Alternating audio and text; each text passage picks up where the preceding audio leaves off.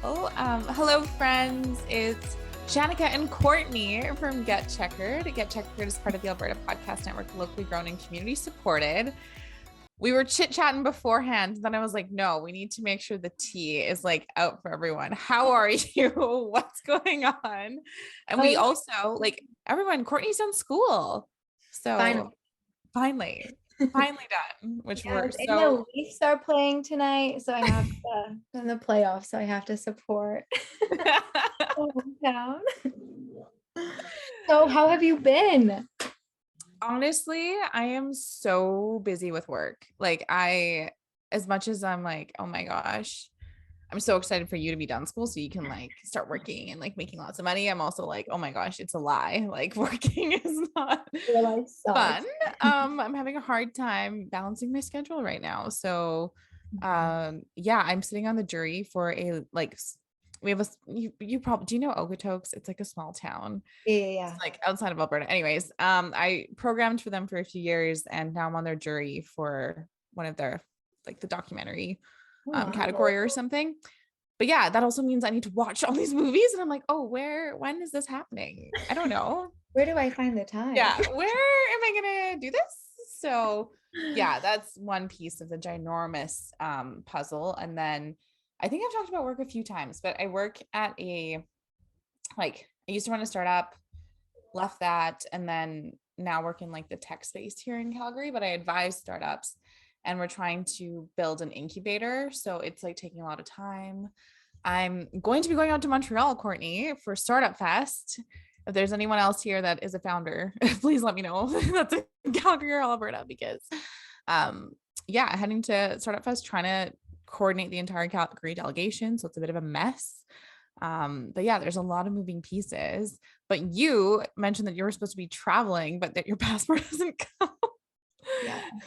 So my friend has also finished school, so we're doing like a grad trip. I've lost my voice a little bit. The Leafs played on Friday night and I went downtown to like the square. So Live your life, girl. I mean, celebrated a little. The Flames are also, I mean, last night it didn't win, but that's okay. That's okay. That's okay. Yeah, that's okay. So yeah, so my friend and I are going on a grad trip. So my passport was damaged. I found like when we were booking my trip, I went to like get my passport, blah, blah, blah, get all my docs together. But my parents' room, there was like something wrong with their window not long ago, and my passport had like dampness and the papers were crinkled and like things were smudging. So, but I found this out in 2021, like September 2021.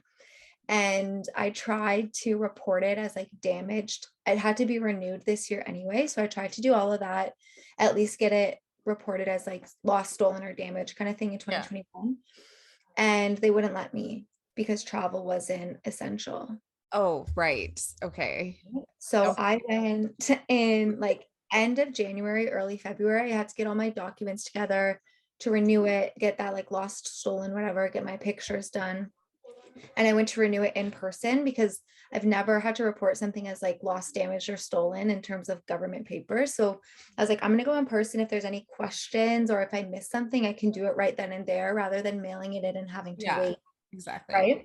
So I went in February, pre-backlog of every Canadian that wants to travel now. And they were like the latest it will be there is like Easter weekend. So like April 19th. Yeah.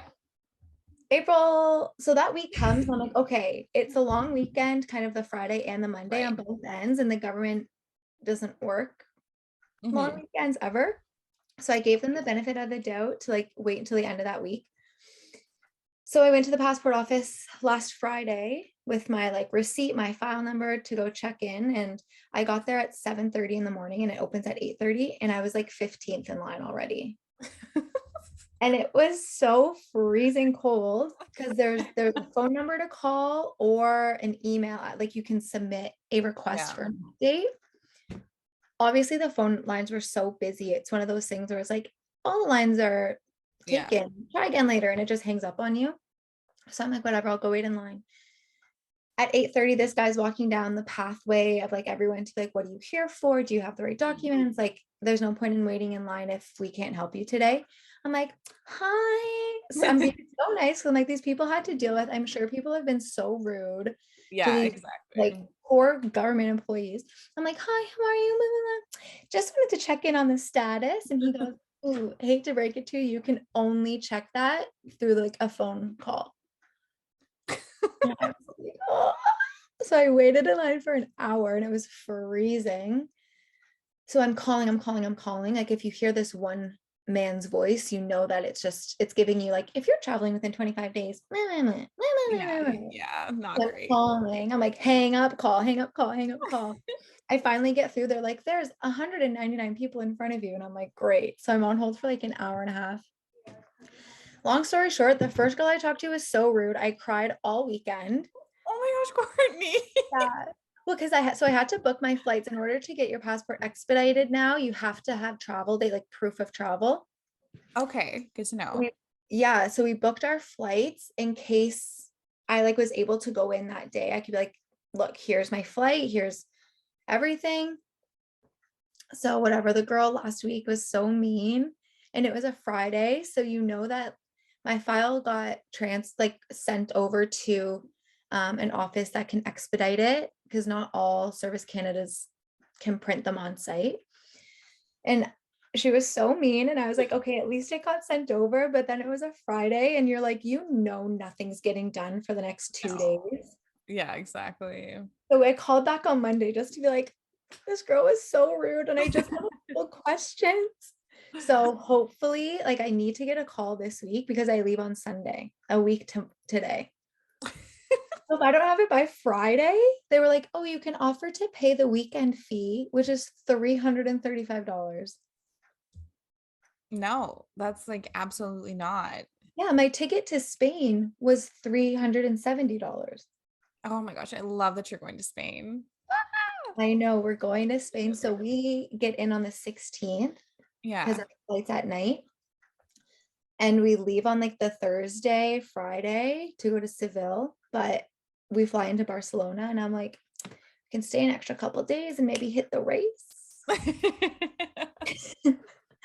I'm Like, so gonna send you some recommendations because yes, Caitlin and please. I, with our friend Anisha, we did a Spain trip like a few years ago. I mean, obviously with COVID time, I don't know.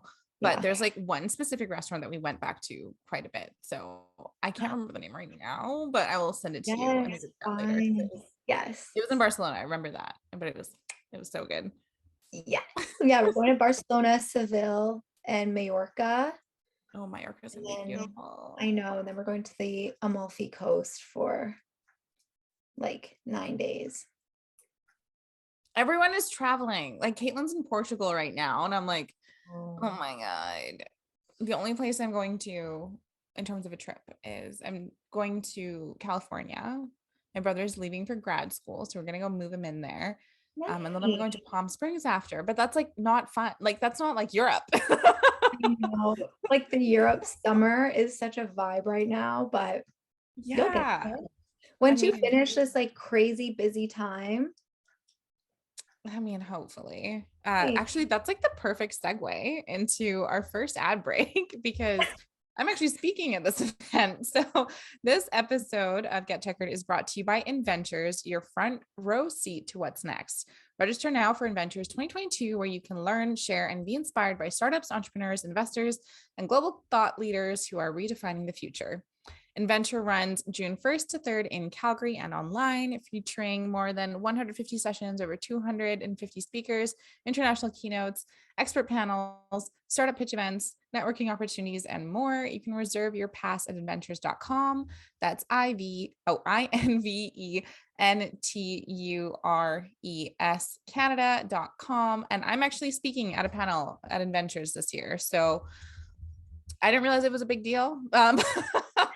But I am speaking, and if you are coming into the city, the building I work out of actually will be officially open to the public starting that Adventures weekend. So you can come check me out, check out the new building. There's like a lot of fun things, but yeah.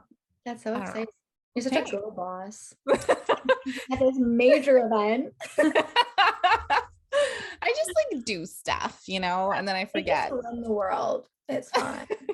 Well, they tagged me in like I forgot I said yes, and then they tagged me in a photo on LinkedIn, and I was like, and then I remembered, like I got, you know, like the Raven Simone flashback. I was like, oh yeah, I mean, she was the flash forward. I did the flashback to be like, oh, I did say yes to that. Yeah. But yeah, you can come see me. This week's race was in Miami, which was what like I don't know. I just thought there was such an insane amount of press beforehand that I'm like, how are these drivers still functioning? To be honest, like to get through to the weekend, like there was just so much stuff that they were at. Yeah. And like the hustle and bustle was crazy. And it looked like it's obviously a very physical race. Yeah. They're all like crawling to the media pit after. I'm like, yeah, if this is their Miami weekend, think of the Vegas weekend. Vegas weekend that's coming up. Like, I have no idea what it's gonna look like at all. So it's gonna be like DNFing in their hotel room. We're tired at 9 a.m. when they just get home from the casino. That's actually such a good point. With this new track, Caitlin normally does track facts, but I thought I would steal her thunder a little bit. So this was a temporary circuit built around the Hard Rock Stadium. Remember that it's a Hard Rock Stadium because there's like weird shit throughout today that I was just like, I don't know what's happening. And it's private facilities in the Miami suburb of Miami Gardens, Florida. The track is just over 5 kilometers long and features 19 corners with the average speed of 223 kilometers an hour. There was so much just random stuff. So do we even talk about the fake marina? Like what? I think that was like the biggest talk of the weekend. This fake marina, everyone's like, oh my God, they're like Jesus walking on water. And I'm like, get over it.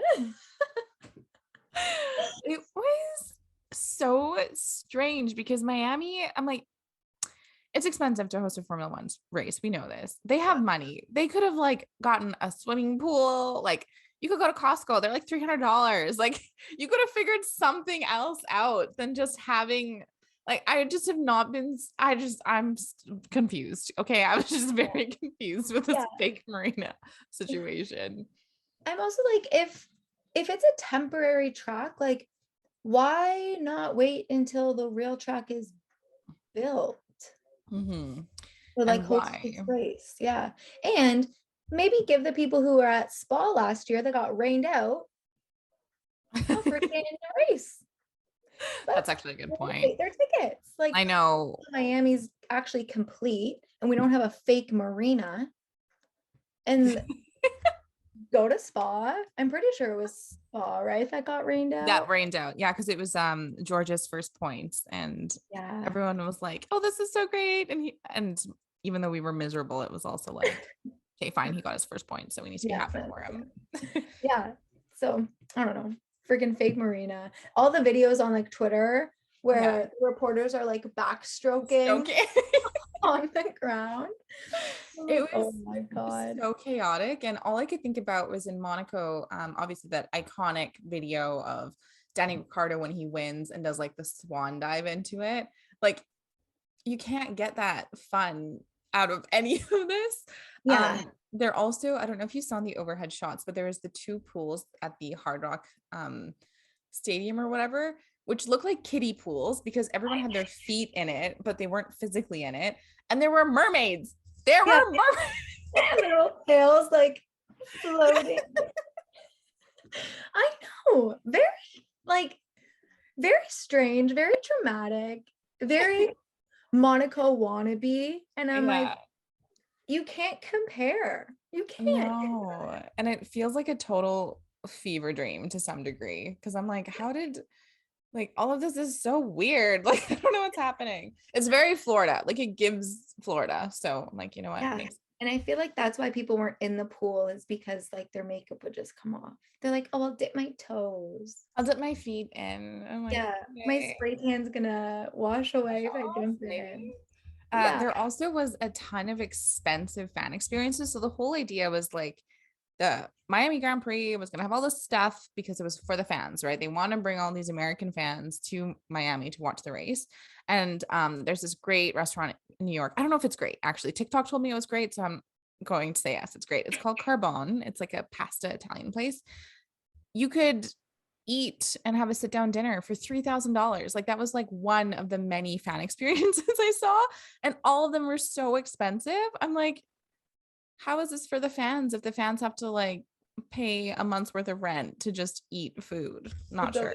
A bowl of pasta. Yeah. And it's probably like the simplest pasta. Like, I'm gonna say this so wrong. Is it cacio de pepe? It's like literally pepper and cheese and Literally. pasta water, and they're paying $3,000. Like, yeah, I'll make it for you in my like trailer that I'm gonna drive to the race, because that's what I'll be living in for the next 5 months if I'm paying $3,000. Seriously, it's like, who can even afford to go to this? And I think when we're talking about who can afford to go to this, so many famous people. Did you have like a specific celebrity that you were like, oh, this is so exciting that you saw like pop up in the photos? So I was watching kind of like the pre-race, like on the grid and everything, and it was so insane. But I saw this little like familiar face in the corner, and I was like, "Is that Shawn Mendes?" Oh my gosh, little Ontario boy. Yeah. I was like, "Oh, look at him, all cute up in there."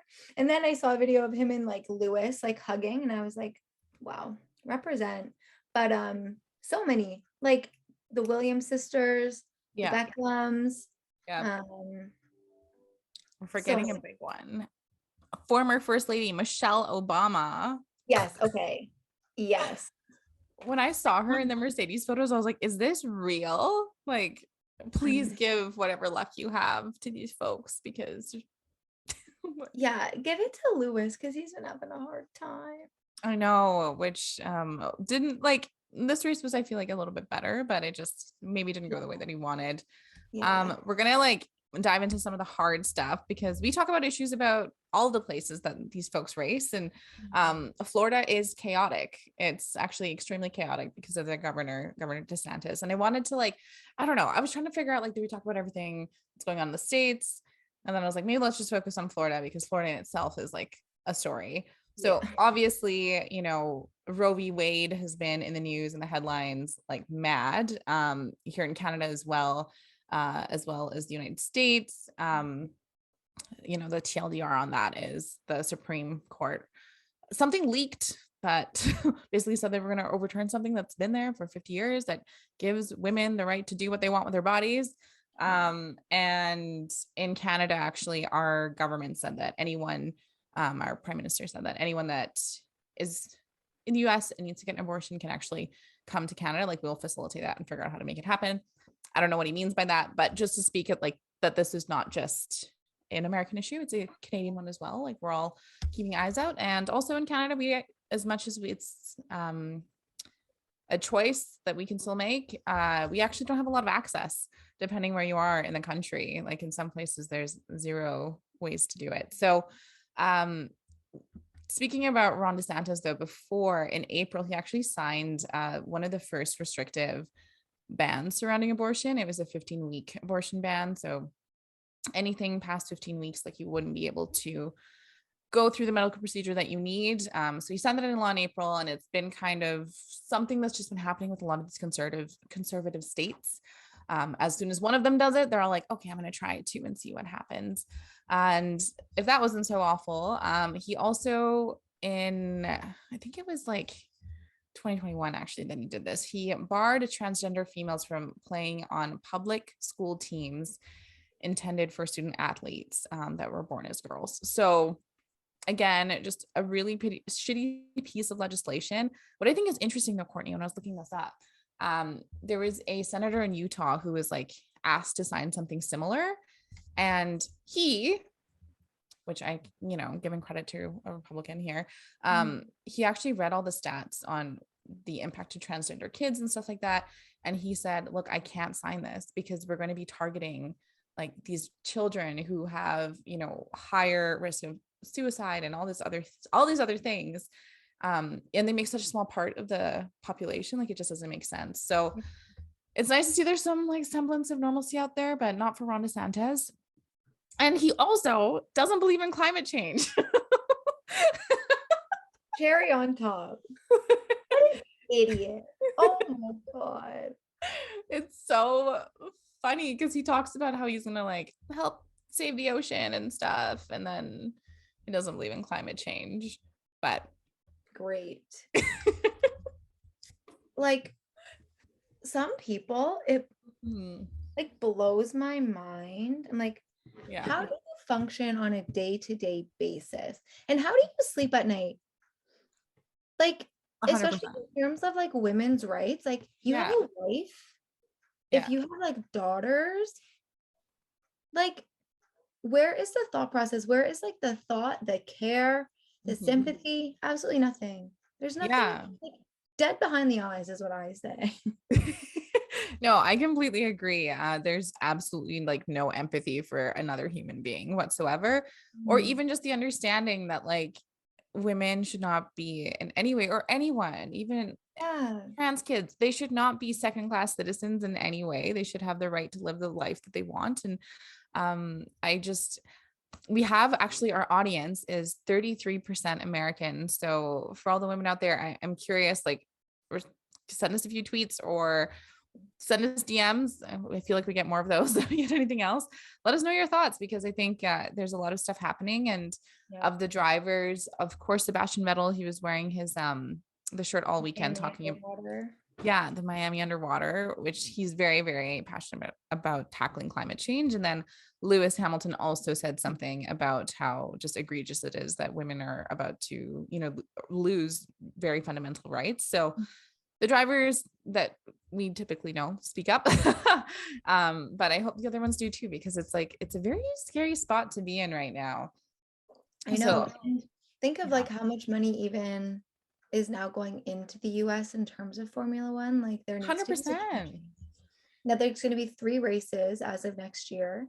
And it's not only the US, like whenever we go to like Dubai or Jeddah, like we need to like Formula One as a company, I think needs to take a step back and reevaluate the issues that are going on and not just put a band-aid over it for the 3 days that the race, like the events are going 100%. And I don't know who needs to like get empowered to do it. I think that's the biggest problem, because I'm like, how do they not realize if they're bringing in, hundreds of millions in tourism or whatever that looks like for a city, but the women on their own team are considered second class citizens when they go there. Like, it's really bizarre. And I don't know how they're grappling with that. And I don't think that they are, but it's just, we expect more. And I think the drivers are starting to expect more too. I don't know. My heart goes out for people. The world just seems like a very, very scary place. And I hope that for the hour and a half or the hour that you spend with us, it's a little bit of a reprieve, or that we can be a bit of a sounding board. But you're right, Courtney, like the FIA and Formula One needs to be held responsible, or say something, like do anything for the love of God. Yeah. I mean, if look at what happened with Russia, like drivers spoke out and now it's not happening. Like I think drivers are starting to see the power that they can have and how strong their voices can be, that I hope that the Russian Grand Prix, like cancellation of that, the whole thing, I hope that it shows them how powerful they can be and what they can do with their platform. I agree with you. Power to us. Yeah, and power to the women out there trying to just do stuff. I know. Seriously. Before we talk about quali, though, we're gonna dive into an ad break. Yes. So with Pod Power, our sponsors are making it possible for us to amplify the voices of Albertans and Alberta podcasters. This episode, Edmonton Community Foundation is helping us give a Pod Power shout out to Book Women. Book Women is a podcast about editing, publishing, and writing Indigenous stories. 3 Métis librarians representing nations across the homeland aim to inspire Indigenous peoples to share their stories in whatever form that they enjoy. Guests include Indigenous storytellers from diverse mediums like podcasting, burlesque, books, comics, social media, films, music, and everything in between. You can listen and find out more at bookwomenpodcast.ca. So for quali, I actually joined the F1 Chronicle team for their sort of like post quali podcast episode. So people can check it out. But did you have a chance to watch a qualifying at all, Courtney? I watched a bit of it. I worked yesterday too. So I saw some of it. I'm blocking out. I saw That's some of it. I saw some of it. well, the only like we had, a full blown like hour-long conversation. So I'll make sure to link it in the show notes so you can listen to not just my opinion, but other folks' opinions from all over the States actually, and the UK on what happened. But my like giant red flag, since we were just talking about how shitty the FIA can be sometimes, is Esteban and Carlos Sainz got into accidents in free practice and in qualifying, and 47G, 51G, and a corner, and the drivers, like these drivers are saying this is a danger, we need to put something there. And the FIA ignored them, which I think is like absolutely insane, especially because last week was Ayrton Senna's the anniversary of his death and his passing. So it's like, I don't know. I just thought it was so insane that they just ignored them and were like, okay, like got a race. Yeah, again, and also like keep going back to this, like episode 1 of like Drive to Survive season 3, when Lewis is like cash is king. That's like all I care about, right? Yeah. But it's the same as like, I mean, I guess that they did make some changes to the Jeddah track this year, but think of how many drivers were like, this is a dangerous track. This is so dangerous. Everyone said anything, but nothing was done for qualifying that weekend or the race in Jeddah. But yeah, they like Carlos and Esteban had the exact same like spin basically, right? Yeah, it was like the exact same turn, the exact same place they went into the wall. Yeah. And it's like, hello? Hi, like, can we get over here or something? Can anyone support them, please? Yeah, I don't know. But some other things from quali that were sort of highlights and lowlights. Obviously, George just did not have a good qualifying. Yeah. Max finished in P3, which he wasn't happy about because his free practice, he couldn't get a lap in because the reliability of the Red Bull seems to still be an issue. Lando showed up though, and it was like exciting to see. But yeah, so there were some good pieces, but I'm just gonna like tell y'all to go check out the episode so you can go listen to it there. But race day, so before the race, I was surprised to see this because Lance Stroll actually finished in qualified in P10.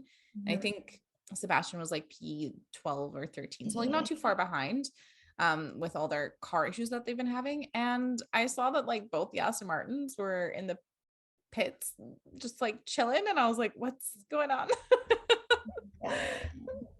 Like, so they started the race from the pit lanes because of their fuel was too cold.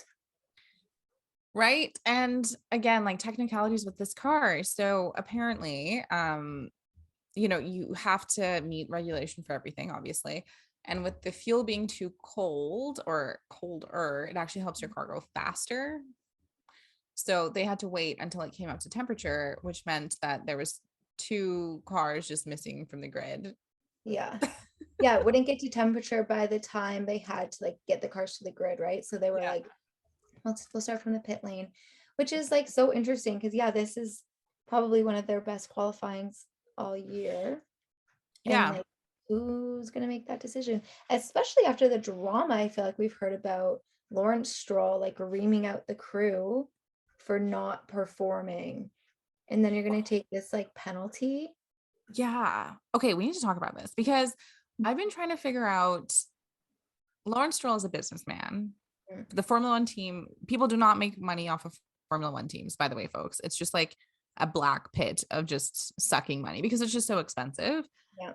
And we know that Porsche and Audi are coming in. We've been talking about it now for about a year, sprinkled in here through all the episodes. And initially they just said they were going to do like the power units, so engines. But do you think Lawrence Stroll will sell the team to take on one of them? Yeah, to like Aston Martin, and sorry, not Aston Martin, Audi or Porsche. I mean, we got time. It won't happen till 2025, but still, I feel like they would have to show some hard numbers because, like you said, he's not going to invest his money in something that he's not confident in. But it would be interesting. I mean, I feel like Aston Martin is a pretty strong name in Formula One to begin with. Like, it was Red Bull, Aston Martin when Max first joined. So it'd be interesting to like kick that whole brand out of F1. But I mean, Audi and Porsche are huge names as well, huge in the auto industry, that if they showed the data, I'm sure he would. That's what I think too, because I'm like, it's a money suck for him right now. And we know he literally bought the team so his kid could race.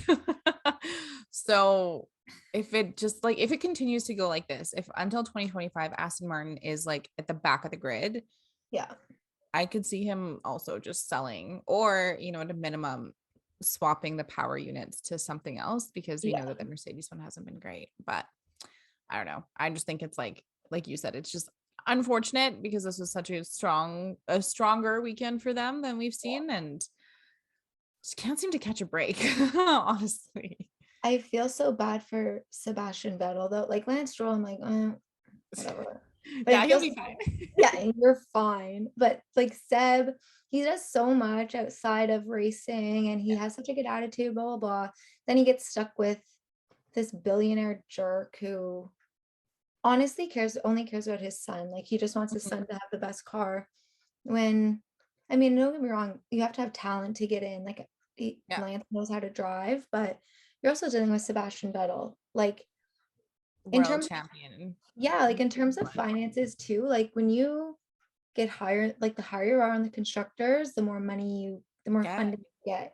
Like let's maybe logistically put two and two together, but I don't know what's going on with them. But let's hope they figure it out. So I kind of broke it down into a few different categories, and one is just like Redwell versus Ferrari. So right off the start, okay, Carlos has been going through it. Okay, so this weekend I was like, Carlos, for the love of God, I know, please get P2, because we know Charles has a bit more pace. He's more comfortable in the car. Also, from that accident, Carlos was complaining about like a stiff neck, and he had like an issue with his hip. So I was just like, just get P2. And then right off the start, Max just swings right by him, just gone. And I'm like, oh, okay. I know. Okay. Also, I don't know if I'm just like watching it weird, but did that not look like the slowest start ever? Yeah, I was talking about this with the Formula on the Chronicle podcast thing. I don't know if it's like they're filming it just like all the weekend camera angle or something. Yeah, like all weekend, a lot of the angles just looked really weird, and I'm like, I don't know what's happening. Or like why I saw the lights go out, and I was like, are they gonna go? And then I was like, oh, they are. They're moving. Maybe it was like okay, that's not as dramatic as I was expecting. But Max got such a good start. I was like, oh, I saw it happen, and I was like, come on, vamos, Carlos, vamos. Carlos, get some speed in you. I know. And, the luck continued for Max, because by I can't remember if it was lap 10 or 11, Max passes Charles. And I do think it's because this track, just the straight line speed of the Red Bull was insane to watch today. Like we know it's always been there, but today you could see the deficit between Ferrari and Red Bull. I thought, at least, just how much view. Yeah, of oh yeah, okay, Charles is in a DRS zone, but he can't speed up enough, versus the Red Bulls can gain on them so fast, especially with DRS. So I was like, I don't know what's going on. But basically, you've got the two out front kind of chasing each other, and then Checo and Sainz sort of stayed together within a couple seconds of each other, which worked out really well for them, because there obviously was a safety car, which we'll dive into. And it really worked well for Sergio because of that straight line speed again. As soon as it was bunched up, I was like, oh, Carlos. when they start this again, you have to go so fast to get away from this man. Come on, baby, just go. Yeah, just go as quickly as possible. And because you need to, like, he needed to get away from the DRS with the Red Bull, and it just like wasn't happening. And then at lap 52, Sainz got so lucky. Like when did you see him? Like Sergio was oh my gosh, came on him on the back straight, just so fast, and then passed him, but locked up. Yep. And Carlos just take it back. Take it back, and then kept on like going, and it was like super great. I think what's interesting though is throughout the race, we saw Checo like get a lot of speed, and there was like one other time I can think of where he came so close to snagging Sainz, and then after he did that one time, he pops on the radio and he's like, I'm losing power. And it's just so interesting to hear like how the drivers are so competitive, because his team's like, no, like nothing is wrong, like they're like gaslighting him. He's like, I can feel it.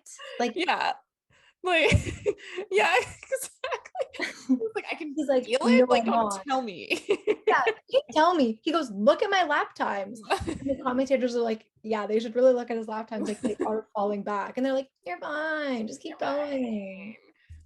No, he wasn't fine. He should have been ahead of Carlos Sainz like way earlier is what I'm trying to say here. So I don't know what was going on, but hopefully they can figure out what was up with his car. And even in the post-race interview, one of the ladies like brought it up to Max, and Max was like hopefully we figure it out. Obviously Max was fine because obviously he won the race. But I don't know. Do you think that Ferrari will be able to respond to the straight line speed? Because it's like insane. I feel like Red Bull's always been good on the straights, like even compared to Mercedes in the last couple years. But I feel like also Ferrari has impressed everyone this year, and they're able to make adjustments weekend to weekend. I'm not 100% confident that they'll be able to match their speed on the straights, but I think they'll get somewhere. Right. And I think that's the piece that I'm having like a hard time wrapping my mind around, because everyone's going to have upgrades, right, as the season wears on. But the thing is, if Red Bull's already, okay, for the YouTube listeners, you'll see this, but like if Red Bull's already at a certain level with the straight line speed, they come in with upgrades and maybe it helps them get even faster on the straight line speed. But Ferrari then has so much to catch up for. So, I mean, I'm with you. I think that they'll be fine, but we just want we want them to be competitive. So yeah. I feel like the next two races, is it Spain and then Monaco? Yeah, which I think would favor Ferrari. Yeah, I think it's going to be Ferrari, and then swing back to Canada, because I think Canada's the next race. I know what you're going to. You're going to. I'm not going to. I don't even think about going. But I'm so excited. But I think Red Bull's going to come back after Monaco. But I feel like that's what the season is going to be. Like the back and forth, it's going to be Red Bull, Mercedes, but Red Bull, Ferrari again, like all year. The whole year, which I'm like, it kind of gets a little bit boring. I know. Let's get Lando up in there. I know. We got to talk about our boy from McLaren in a second here. In the post-race interviews, like Carlos was his typical self. He was just very hard on himself and was like, it's been tough. We got what we deserved. I was like, okay. They were actually being interviewed by Willie T. Ribbs, which I did not know who he was, which is not good, actually. He is an American race driver, race owner, and a sports shooter. And he's also the first African-American man to ever test drive a Formula One car. And he did it in 1986. He did like Indy 500, IndyCar, and a bunch of other stuff. But if you were curious about who that man was, who called Charles Leclerc Chuck, he is actually like a prolific driver, and I'm glad he did the interviews, but I just thought it was so funny that he called him Chuck. I know. Chuck Leclerc. I was like, from Monaco. I don't think that works, but the biggest names in F1 right now, but it's fine. It was, I was like, it's fine. And Max just said that the race was really physical. And in that interview, he like mentioned something about Max like going in the ring and like boxing people. And Max was like, I'm not going to do that. I'm not going to box, but I'm gonna stick with racing. yeah, I'm going to stick with racing. So all in all, Max took it home, followed by Charles and Sainz in P3. It's like a podium we're pretty used to seeing right now because every race Max finishes, he wins. And when he does win, it looks like that. So hopefully in the upcoming races, we can see something change. And maybe one of those things would be Lando on the podium. So how was like McLaren for you this weekend? Like underwhelming, but so I watched this. I was just like scrolling TikTok one day and McLaren was live, Yeah. and you know how Lando does those like Twitch streams on everything. So he was live streaming a Twitch on McLaren, and it was basically him kind of in the simulator of the Miami race. And he even said in that live, like, this is a pretty dangerous track. Just a lot of the corners are tight, and that one wall, I forget what turn it's at, but everyone came within like a centimeter of this wall. Yeah.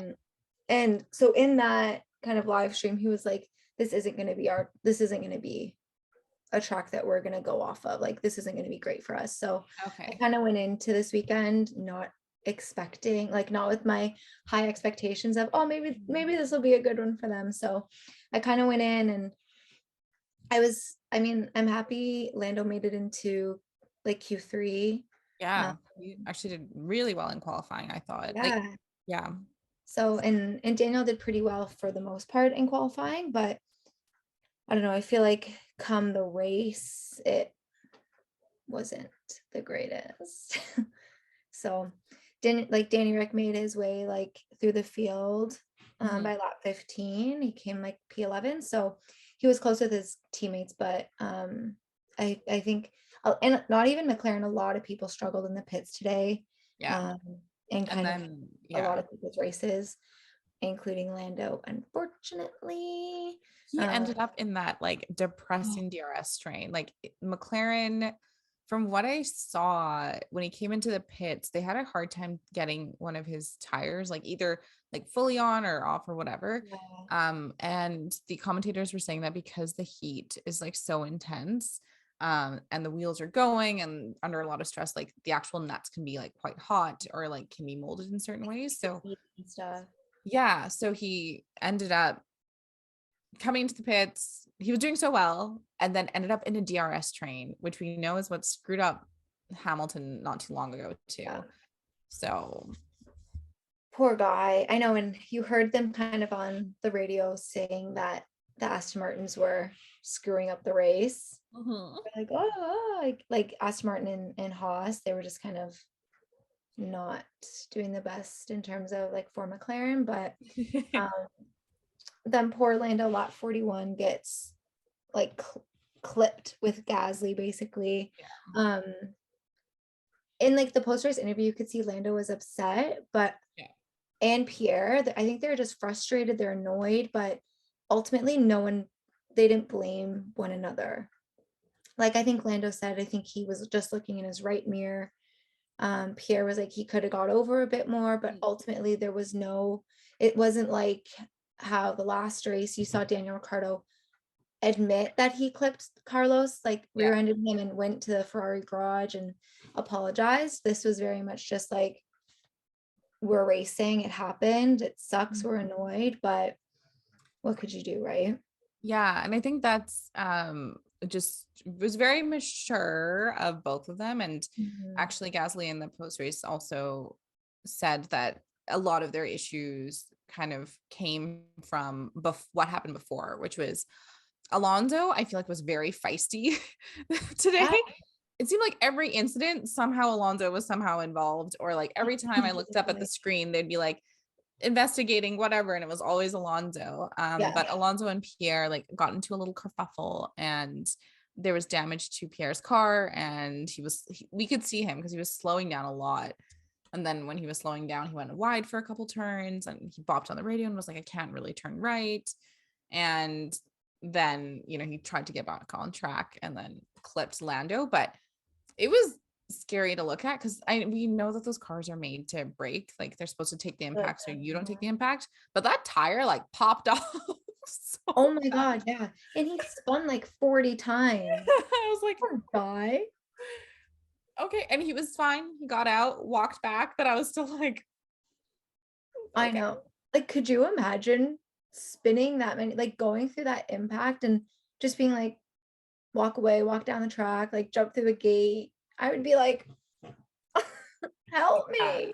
And I was with like my boyfriend's family, and I was just like, I absolutely hate when the drivers are clearly upset. They're so upset. And this guy, he's got a basketball helmet too. So he looks like a kind of like a meme, but he's so upset and he's walking back and the camera is just right in his face. Like he's taking off his helmet and the camera's right there. I'm like, just let him be like upset and also like calm down a little bit, because the adrenaline of being in an accident like that, like of course he had the time to like walk and maybe center himself, but still I was like, people just figure it out, stop being weird.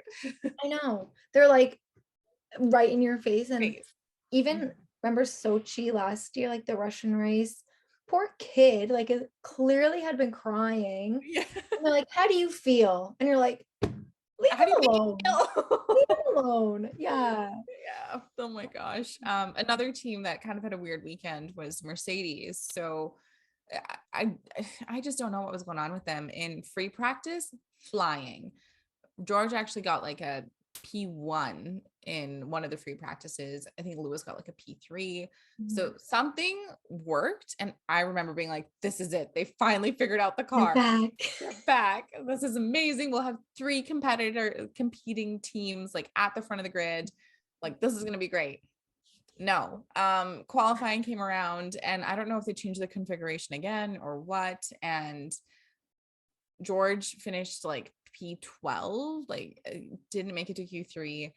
Lewis struggled in the first Q1, like really struggled with the car, and it was like in the 90th minute, like 30 seconds left, that he ended up finally like positioning himself well. But I just don't know how you go from like the high of being P1, and I should say that George's time was like a 1:28, which no one else did the whole weekend in the terms of the races and stuff. How do you go from that to like not qualifying well? Like I have no idea what's going on with that team. I know, and I feel so bad because it's such a high just to like such a low. And I mean, you race in Formula One, the lows are as low as they can get, right? Like the most competitive cars, always the most competitive drivers, that, and it's a team, like it sucks for George in terms of now you're on this great team that has been winning and doing so much, and now you're kind of at the beginning of like kind of the new era of Formula One. But then like I feel I'm like gutted for Lewis because he's so used to everything that he's like remember when he was like, are you even in the points when you're 10? And they're like, yeah, you get one. You get one. But yeah, like like, yeah, what happened within the day? And I have no idea. And I hope that they interviewed Toto in the post-race stuff, and he's like, yeah, like we got to figure out what happened on Friday and like dissect it. But all of the cars, I'm fairly certain Lewis's car still has sensors on it and stuff like that to try and figure out what's happening. But I'm like, how long can you go like this before you're at a place where you need to change it again? You know what I mean? Because like, yes, P5 and P6 still the 3rd fastest car on the grid, but both of them are not competitive, right? Like Lewis is 7th in the standings right now, 7th after, well, I'll say it, after winning last year, he's now in 7th. And George is doing really well for his first year at a team, but he should be competing for a championship. It was interesting to see when George and Lewis are kind of back to back. I was like, is team orders gonna come in? What's it gonna be? But ultimately, and then I didn't really hear anything from like the Mercedes pit wall or anything, and then I went to go like get a glass of water, and all I heard was Russell's going after Hamilton, and I was like, "Why are you fighting your teammate?" Like, I'm a Lewis over George fan, so I was like, "What are you doing? Why are you fighting him?" Seriously. So I don't know. I feel, and I also heard in, like Jensen Button and what's the other guy's name? Is it Paul DeResta? No, I don't think so. Anyway, like the Danica Patrick and Yeah, Jensen Button, the other guy, the when they other were doing the post race interviews, were kind of like to George, how long are you gonna try with these like fancy yeah. missions, or when are you just gonna go, like when do you think Mercedes is just gonna go back to the basics, like because clearly this isn't really working for you guys. And I mean, George is so nice, he's like, everybody's working so hard, like it's gonna find an issue, but you can tell that it's a little bit frustrating for them, right? Yeah, and it's definitely wearing on the team. So for George, he, started in P12, did really well. And I think where Mercedes is maybe missing the mark with Lewis is like George was on a completely different strategy because he Oh didn't yeah. have like he was in a position where he had nothing to lose. You know what I mean? It was like try everything, get him in a place where he can gain. And he was the only one starting on hards, I'm fairly certain. It took him like watching him, I was like, oh dear God, because he was really struggling to get the tires like in a good spot. Once he did, though, he moved He through the flew. field. Yeah, he did such a great job. And also, he could stay on the tire for a really long time. So, as people are pitting, getting stuck in DRS trains, when there's like learnings happening with the tires, he can still stay. And of Mhm. course, he even said, like, let's just go along, figure out if there's a safety car, a virtual safety car, which ended up happening. And he capitalized on that. And I think where they're sort of missing the mark right now is with Lewis, they're not risking anything. So he didn't have the best start. He actually lost 2 positions off the start, got things together, passed folks that needed to pass. And then, like you said, it was just him and George going back and forth. And I was like, this is not what you want to do either. Like, yes, you want to be competing against your teammate, but you want to be competing with the other people, not just each other. Yeah, And he didn't like have a chance. Like he bopped on the radio being like, okay, like, do I come in when the safety car came out? And the team told him, like, what do you want to do? Which I didn't understand either, why they did that. me neither. Like you have the data. Like Lewis Yeah. can only do so, like he can only tell you so much when it comes to looking at everyone else's splits, like everyone else's Yes. times and other strategies that have been going on. Like, why are you telling me to make the decision? Yeah, and he's also dealing with the pressure of this is a new track. Everyone says it's unsafe. Like there's Mhm. a lot of things going on. I'm like, I didn't understand why they did that. I didn't understand why they pit him, and it didn't pit him.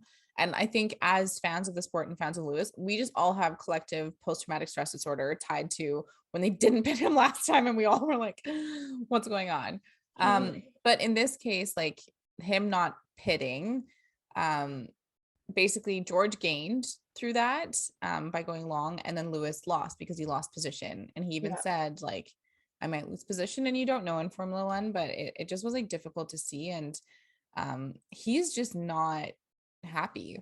Like I he's know. really not happy where things are going. And it's clear he's like very frustrated with where it's at. And I don't think it helps that everyone's like he should retire, like what's wrong with I him, because I'm know. like I actually don't think it's a him issue. I think it's like car issue. Yeah, I think this is a new car. Yeah. n- I mean, I guess Ferrari has figured out, but like it's not a Lewis issue. Can we Yeah. just get that clear? Yeah, and I hope he continues racing. Like I think he can be competitive. Just Yeah. let them figure out the car and figure out what happened on Friday that got it into the sweet spot. Yeah, um let's use those sensors for some good here. yeah, seriously, that are weighing down his car right now too. uh Yeah. so there were some other DNFs, and there was a really late accident. I didn't even see it happen, but Sebastian Mick accidentally bumped Sebastian Vettel, and the pieces were flying off the cars. And Yeah. I was like, oh no, this is bad because we know they're besties, but they handled it very maturely. And Yeah. I think, again, tough pill for us, Martin, because I think this was a race where they could have ended up with like 1 or 2 points. and it just didn't happen. So he had to retire the car. Mick did finish. I was heartbroken for Mick though. He was having one of the best races of his career. I know he could have got like had potential to get his first points. Yeah. I know. And then such bad luck. Just such bad luck. It was just not great for him.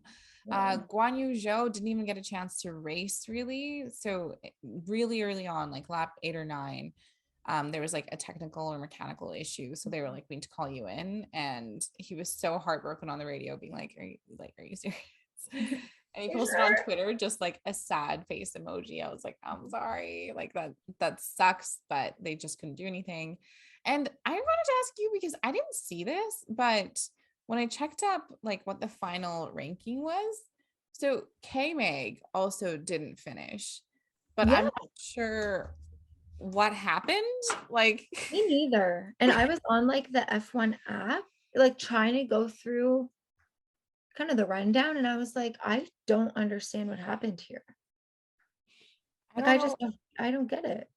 I don't know what happened. I know there was a lot of like him going why, like there was a lot of stuff that was happening, but up until then, both Mick Schumacher and Kevin Magnussen were competitive. They were racing against each other. They were moving up, sometimes in the points, just outside the points. So I just don't know what happened. I don't know what happened. Does anyone know what happened? Yeah, let us know. Yeah, because I'm like, we don't. And I've tried to look it up and I'm like, I don't know what happened. Yeah, I know I was Googling Kevin Magnussen, Miami, but everything that came up was was like, why did he leave? Why did he leave Formula One? I'm like, no. Why did he not finish this race? But I'm sure we'll find out. The moment this gets posted, we'll be like, oh, yeah, we'll definitely, I'll get a DM from someone being like, oh, he got DNF because thank you, because we don't know right now. Yeah, we're confused. The other sort of thing I want to talk about was just, we talked already about Alonso's crazy issues, but Alex Albon, he's killing it with his red hair. I know. I'm so happy he's like back racing. I loved him in Red Bull. I think he deserved a lot more than he got. Yeah, I agree. At Red Bull. Like the moment I found out that Williams like actually signed him, I like was so happy. I think he's so fun. He's just like that young group of like Lando, Alex, and Charles. They make me so happy. And even like in all his post-race interviews, like he's making so many jokes, he's laughing. He was like, my balaclava, it looks like I got decapitated because all my hair dye is coming out because I was so hot. And I'm like, you're so fun. And he's killing it. Like this is the 5th race of the season and he's gotten Williams 2 points. Yeah, so it's exciting. I think just to see him so comfortable and also to see the growth, because did you catch like the interview that he did with Danica Patrick? He really talks about how something that's so key, which is when you are out of Formula One for a year, it's not like you can just like, it's not like baseball or something, right? Mm-hmm. Like you can't just go pick up the equipment and do it. You can't just go practice. But I think there's a lot of the mental game and maturity and how you can approach problems that you can really work on. And I think that's what he's worked on. So I also think it's great for Williams to have a lead driver in Alex, who's, I know if you're on YouTube, you just saw Courtney's face, because the Canadian Nicholas Latifi has been on that team forever and is embarrassing all of us. But he's doing a really good job. And with him getting these like points here and there, it one helps Williams when they have to go back to their investors and sponsors to get more money. But two, he's outperforming the car, right? So there means there's something in the car, like there's something there, and hopefully he can bring it forward and just kick ass. Like it's just so great to see. I'm so happy for him. He also apparently the folks back at his headquarters / team were like, we'll also dye our hair red if you get points. Finishing the points, and apparently these people are like backtracking now, the engineers. So I don't know if they're on social, but people, you should get out there and tell them that they need to dye their hair red. Yeah, justice for Alex. And they to dye their hair. I'm also so obsessed with like him and his girlfriend. I think they're the cutest couple ever. She's like a professional golfer, and I guess they had a tournament not long ago, and his like Instagram story, he was like, I'm the wag this time, and I was like, oh, I love you guys so much. I know. I know. They're so cute. I love them. All of them have such great partners because traveling around this is a lot. It's a lot. I know. And you see a lot of my question also, and maybe I'm just like naive, but I mean, like Heidi, I feel like Heidi and Daniel basically confirmed their relationship last week. He posted Heidi and who? Oh, Daniel. Yeah. I did see that photo. I was like, what do you mean? What do I not know? And then I was like, wait a minute. No, I did see that photo. Yeah. But she's been at like every race, and I'm like, can I be this? Like, can I just travel with you and not do my own thing? Because I'd be fine with that. I mean, I'm all for women empowerment and girl power, but it's also like, but that's a thing. Female empowerment means you have the choice. If you just want to do that, then do that. Yeah. No, I agree. Like I have not, because I feel like we did an episode on who's like dating who, but a lot of these women have like careers or other side projects that they're working on. And like maybe it's because of the era of like remote work that all of them just like, come to these races hauling their laptops. I know George's girlfriend used to like, she would be photographed with her books and stuff like that. So I'm like, maybe that's it. But you're right. I'm just like, how do you do this? Because I would also like to do this for a year. My boyfriend's mom is saying like, oh, wouldn't it be so fun to work for like the marketing team? And I was like, yeah, but you like, girl, like you can only do it for like a year before it really starts to impact your life. Want to know some like, I was gonna send this to you before, and then we just jumped on the Zoom. But so a couple months ago, I just like applied for a communications like marketing internship at Redwell Racing. Yeah. And on Thursday, I got an email saying, thanks for your application. We're very interested to learn more about you. Therefore, we asked you to complete this like survey so we can find a little bit more about you. And I was like, that's so exciting. I know. I was like, and it's just an internship. Like, I'm sure it's going to be unpaid again, but whatever. I was like, what do I have to lose? Just like applying. And I applied, I'm pretty sure I applied in like November. You have nothing to lose. I'm a firm believer in just like putting yourself out there because you never know what can happen. Yeah. So exciting. Let us know like what the questionnaire ends up being. Oh my God. No, it was so I did it. It was a 35-minute, like it was kind of a questionnaire personality test. Okay. And I'm so bad with like math and numbers. And there was this whole section of, oh my God, I'm so sorry. That's so loud. This whole section of like kind of find the pattern. Like if this looks like this, then what would it like shapes and numbers and whatever. And there is this one pattern, and I sent it to my sister. I sent it to my friend. My sister sent it to her boyfriend who has 2 math degrees and was like, no freaking idea. It was like, this section should take approximately 10 minutes. It took me 32 minutes because I was stuck on this whole section for like 15 minutes. I was like, there goes my chance. I just ruined it on this question. So it was, but other than that, it was kind of like association. Like, if this happened, how would you feel? And it was pictures of like animals. It was like an animal screaming, like a wolf like growling to indicate like you'd be angry, like an otter with a pebble to indicate you'd be happy. Like it was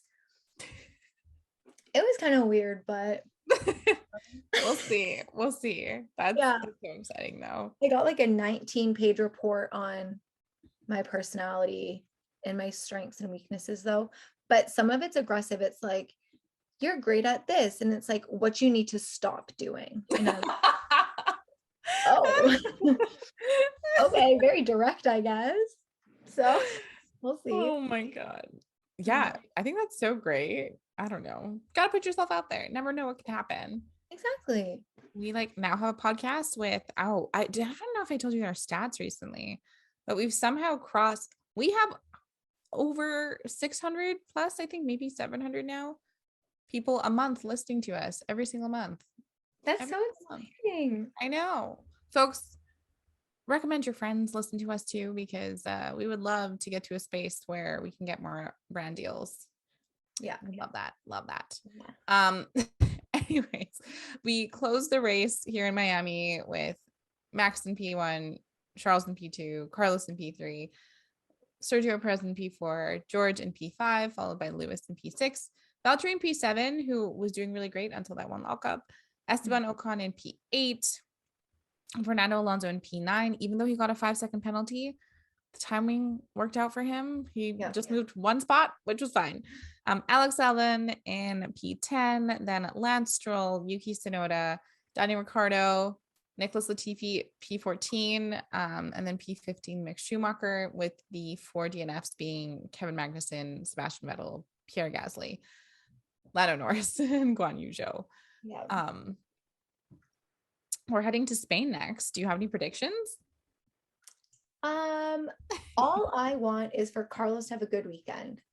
It's his home race. He had such a bad like Ferrari home race. Like Imola was so bad for him that he deserves chance. But I feel like it's gonna be Ferrari Red Bull. Like 1, 2, 3 again. Switching between like the 4 of them. How about you? I'm kind of with you. I want Carlos to have a good race. I would love for him to win one, because he hasn't won anything and it's been a long time. So it would be great if he could win the race. Will that happen? I don't know. But he just needs something to boost his confidence, I think, is the big thing. I also hope that Lewis, like tonight, with all of his famous friends, because he seems to apparently know everyone from Michelle Obama to Sean, or a Canadian boy Sean, that he has like blows off some steam, maybe has a few I don't know if he drinks, but like, whatever you do to blow off steam, that he does. And just like enjoys himself, because I think like I just want him to do well. Like, we love Lewis and he's been in the sport for so long. Last year he like worked his tail off, and I just want him to get that redemption story. I think I don't know if he'll get it this year, but I just want that to happen, and I want him to also start to feel some joy in what's happening. He's probably just gonna go skydiving or something. Jump out of an airplane. I'm like, yeah. I mean, I would do it. I would do anything once, but yeah. I think I would black out though. Like those videos. On your way down. 100%. I'd be like, oh, this is so cool. And then out cold, just immediately in shock. Who else? I mean, if I went skydiving with Lewis, I think I'd do my best to stay conscious, but I wouldn't. I would be like, you know what? Since we're hanging out and now we're going to become friends, you just need to accept me for who I am, which is a mess of a human being. Oh God. I don't have other predictions though. I just like you said, I just want them to do well and to have good races, and the ones that and also your boy Lando. I want Lando to do well. I think that McLaren team like needs a little bit of something, and I don't know if Danny can bring it. I don't know what's going on with him. So I think it's Lando that has to bring it, but just something from the McLaren garage and team to feel like they're doing a good job. Well, last race was good for them. I think it gave them some confidence. The thing that I like about McLaren is that they know what tracks are going to benefit them and what aren't, Yeah. So they never really go into races. I feel like at least Lando's very honest about it. Yeah. They're not going into races like with unrealistic expectations. If anything, they're like, yeah, if we go higher than this, then that's incredible, right? But I hope this season Lando gets his first win. Yeah, I think he will. It's coming. It's coming. He'll get that first win. Yeah. Maybe like hopefully soon. I know. Maybe in Canada. Which you're going to. Oh, holy crap. Oh my gosh. It's so exciting. I'll have all the behind the scenes. I know. If you follow, actually, another great segue. You should follow us on @GetCheckered on Twitter, Instagram. We don't have a Facebook account, TikTok, and on our site, getcheckered.com. I know our listener, Nicole, actually sent us a review on Andrew Newey's book, which Adrian Newey's book, which I haven't posted yet. So that'll be up there. You can take a little read.